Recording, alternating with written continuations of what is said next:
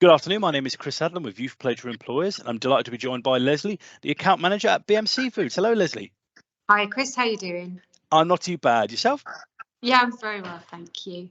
Brilliant. Thank you for giving up your time to speak to me this afternoon. I have two starting questions for you, really. One, please tell me about BMC Foods, and two, what does an account manager do as their role? Okay, an account manager in my role, I'm responsible for getting new business, retaining business, and growing business. So I have, oh God, so many different customers I have to look after every day, and it's a case of making sure they're happy, getting in new lines, and again, when it comes to new business, it is literally knocking on doors and making sure that we can grow the business internally as well as externally. BMC Food is a family business. It started over 40 years ago. We are based in Suffolk, and we're in Suffolk, and we are a really tight-knit team. We all get on very, very well, and it's a great place to work. You would think that selling fish would be pretty dire and boring, but it really isn't. It's really, really good fun, and it's probably one of the better sales jobs I've done. Oh, that's brilliant to hear. And you touch on your sort of sales jobs there. So for your role as an account manager, what kind of sort of soft skills do you need? Are they the kind of skills that maybe people might think instinctively, oh, you need those in a sales role? You know, you need to be very confident, very outgoing. You know, what, in your opinion, what are the kind of skills that make, a successful account manager? You do need to be outgoing. You do need to be confident, which obviously comes with knowing your product. But you need to be able to listen. You need to be able to communicate. And I like problem solving. So if one of my chefs comes to me and says, I need 20 portions of chalk stream trout, for argument's sake, I like to be able to solve that problem.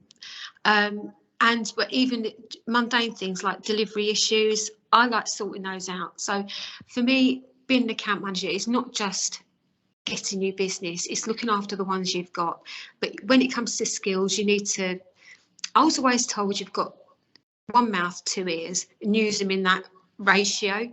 And I do. It's very important to sit and listen to your customers and actually then sort out the issues that they're finding. I completely agree with that. It's really insightful, and I like the honestly, as you say, you like the sort of the problem-solving approach to, as like take the example you said there about whether it is logistics or demand. And just touching on that, what kind of sort of team or what other departments have you got within the organisation that sort of support what you do, and as I say, make all these other parts happen? We are a little microclimate, a little microcosm here. We have everything from the guys that actually do the buying through to the fish filleters and the fishmongers, who are probably the most important skill that we have here. Knowing how to fillet a fish well with minimal wastage is a great skill, and we've got some very, very good fish filleters here. So after then you come through to me in sales, then you go through to accounts, then you get through to the delivery drivers, and then there's all the the backroom guys that will do things like the stock control, and we do cover absolutely everything. So we're only a small company, but we do have every base covered. That's really, really interesting, and I think it's actually quite, how do I put it, I don't think we quite hear sometimes about the dynamics within sort of small organizations. Sort of people all know that if you go into a very large company, there's clearly going to be sort of, I don't know, an HR department or a marketing department, but it's actually interesting here sort of, I say, how the dynamic and roles are split between, as you say, a small organization where you've probably got to wear multiple hats at once. You do, but communication is key, and working together and being able to bend a little bit. So I've been known to jump into a van and deliver. On a Friday when it's been a bit quiet, someone's been stuck for something, I'll get one of the guys in the fish room to prepare the order. I'm quite happy to jump in the van and go and deliver it. It's quite interesting and it's good fun, and it's a bit of a change from the norm. But we do all muck in and we help each other. You have to. You talked about the norm there, and I'll prefix this question by saying I know there's no such thing as a typical day. No, that thing doesn't exist. I'll say that straight out now. But if you had to sort of maybe describe sort of in your days as an account manager, what the good days look like and what the challenging days look like, what are they? Okay, a really good day would be a nice straightforward day where I come into work, I've got the orders that have come in the night before, which I can invoice and get the invoices over to customers. I then have my own call sheet that I will work my way through. So I will then call my customers.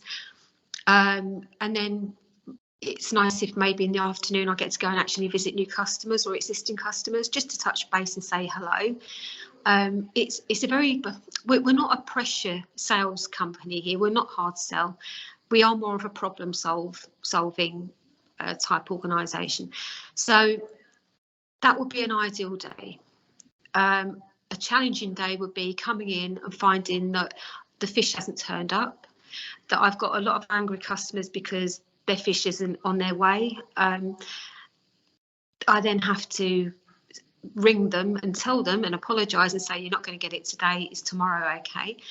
And then that would really be the challenge, is basically just making sure that we've got the fish that people want.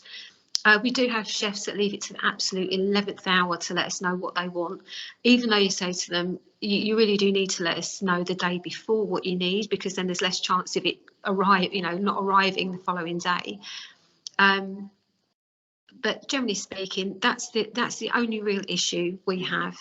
And if maybe like a driver phones in sick, that can cause a bit of an issue, because then obviously their round needs to be split between the other drivers. So then it's a case of ringing customers and letting them know that their delivery might be just a little bit later than they'd be expecting it.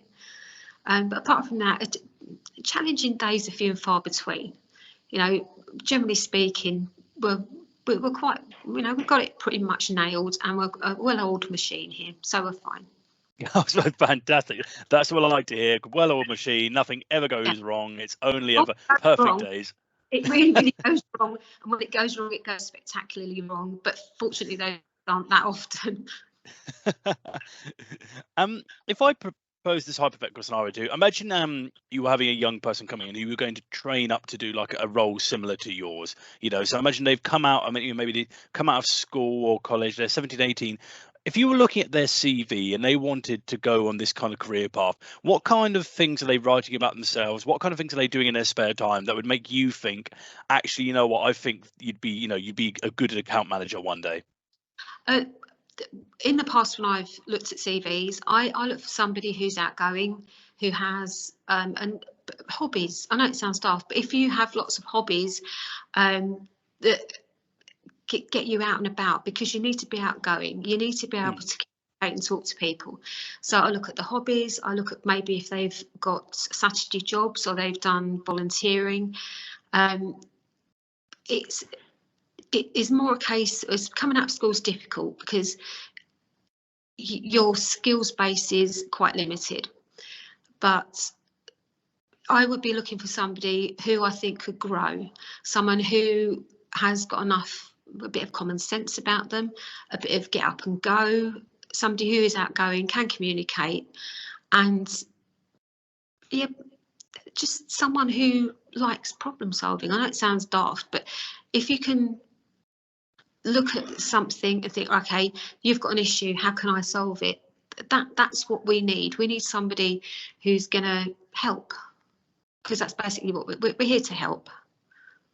It's really interesting you mentioned problem solving specifically, because I think it's one of those skills, especially young people, that they might think to themselves, whether through their hobbies, whether it's they play games or whether it's they volunteer, they might enjoy problem solving in lots of different capacities, but I actually think that it's an employable skill. Where, as you said there, it's actually a super employable skill, something that, as you say, sort of organizations look for. It is, absolutely, because you need to be able to look round things. So look for an alternative. If one fish isn't available, what can we offer as an alternative? So you need to be able to think on your feet, and it really is just a case of, if we haven't got this, can you take that? I was curious about that when you were talking about sort of just your organization and the different products and stuff. How do you manage to remember sort of such a catalog of all the different products you offer, if you see what I mean? Because I say I don't have a background in fish, but I'm assuming there's so many different types, different that suit different businesses and stuff. So coming into any organization where maybe you've got a different product you need to learn to love and to sell, how do you go about doing that? It's just a case of time. You will pick things up over time. I've been here for 3.5 years now, so I know our product catalogue. Pre-COVID, it was a lot bigger than it is now. Obviously, COVID gave us the opportunity to look at what we were selling, look at what we wasn't selling, and to really sort of take back our stock a little bit. But we have our basics of fish. So you have things like cod, haddock, bass, bream, shellfish that we have all the time. So that's what we have all the time. Then you get the chef will phone up for specials, so that's not a problem. And then we also buy from auctions straight from Shetland, so we get that's really amazing because we get the most beautiful fresh fish down from Scotland. And then you're into like the flatfish, so skate, lemon sole, plaice. And when that comes in, it is all hands on deck because everybody wants it.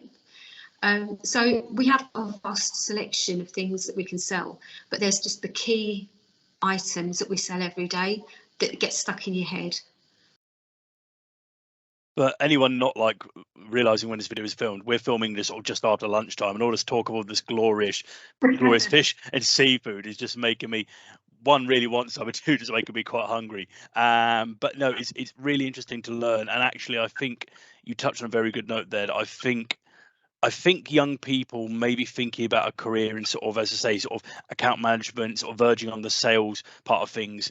Think very high demand pressure environments where they haven't got time to learn big things like that, or they're under pressure to do it. So it's really insightful from you to actually hear that actually it comes with time, as you progress through the role. It's something you learn, and it's something not to be afraid of. Absolutely. If you're working in a supportive environment, you will be given time. You'll be given the time to learn your products. You'll be given the time to understand what it is you're selling, to see it, to touch it, to taste it. So, and that's what we do. It's a great place to work. I never really used to eat that much fish until I worked here. And then everything that comes in, I'm thinking like striped bass. Never had striped bass before. My instinct is, what does that taste like? Because I need to be able to pass it on to my customers. So we also have Langton's here, which are a sister company who make award-winning puddings. And that's I know it's a real bind because you walk through the door and the first thing you smell is pudding being cooked. And again, when it comes to them doing their product launches, we get to taste things first. So amazing. I can then and then I can sell those to my customers. And once you know your product, it's really easy to sell because you can sell the benefits. That's a really interesting and insightful piece of advice, and it actually leads me quite well on to my final question, really. And I've asked a lot of employers that I've spoken to this, which is, let's imagine, Leslie, you could go back and speak to, say, 17, 18-year-old Leslie. So you're about to go out into the world of work. Taking into account, previous jobs you might have had, successes you've had, mistakes you might have made. What is the one piece of career advice you would go back and give to your younger self? Stick with it. I've always been in sales. My mum and dad had their own business when I was younger. So I grew up surrounded by sales, customer service. My mum and dad worked by customer service. So that's a huge important part, and it's just something, it's in my DNA now. I've noticed all I've ever known. So every job I've had has had an element of sales about it. So for me, it would be just stick with it, because there are some rotten jobs and you absolutely hate it. But if sales is really the sort of thing that really floats your boat, and no one wants to get up in the morning and do a job they hate, just stick with it, because find the thing that you're interested in. For me, it was food. I I used to work for a major, I can probably say their name, Brakes. I used to work for Brakes years ago, and I loved that job, absolutely loved it. And moving into Suffolk and finding another job in the food industry, I'm just really, really lucky. And let's be honest, everyone likes food, everyone has an interest in food. So just being able to sell it, it's so lovely. It's a piece of cake. It really is literally a piece of cake when it comes to selling our puddings. But stick with it. Find the type of sales that you want to do. Find something that you're interested in and try and work in that. If you're interested in fishing, try and find something that you can go down the fishing line. If you're interested in caravans, sell caravans. You know, if it's something that floats your boat and you're selling it, it makes your life so much more enjoyable.